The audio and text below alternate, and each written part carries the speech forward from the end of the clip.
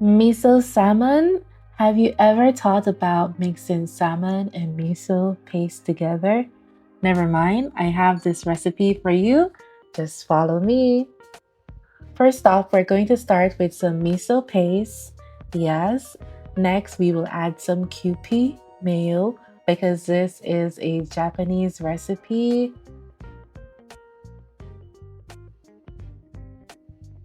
To that, I'll add crushed white sesame seeds.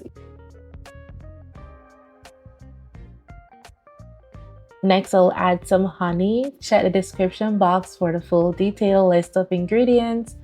Then I'll add some soy sauce and mix all of this together. And that's all you need for this sauce.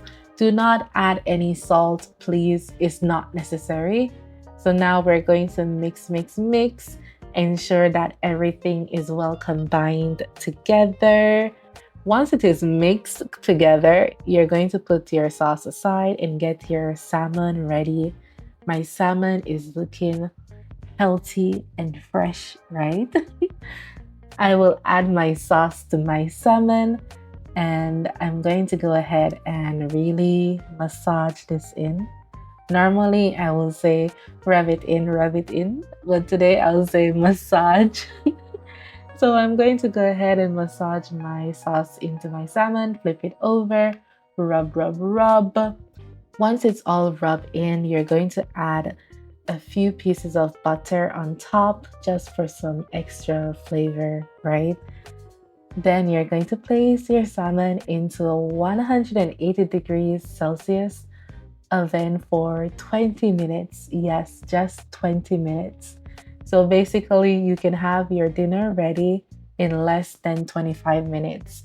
This is what my dinner was looking like. Do you see my salmon, how good it looks? And I made some Japanese roll omelet.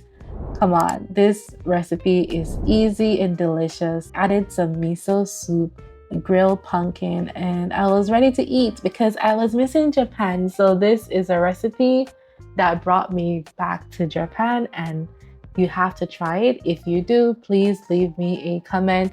Give this video a thumbs up, please, and let me know, what do you think? What should I try next? I'll tell you more about my adventure in Japan and what different types of food I ate. Stay tuned. See you next time. Bye-bye. Please subscribe.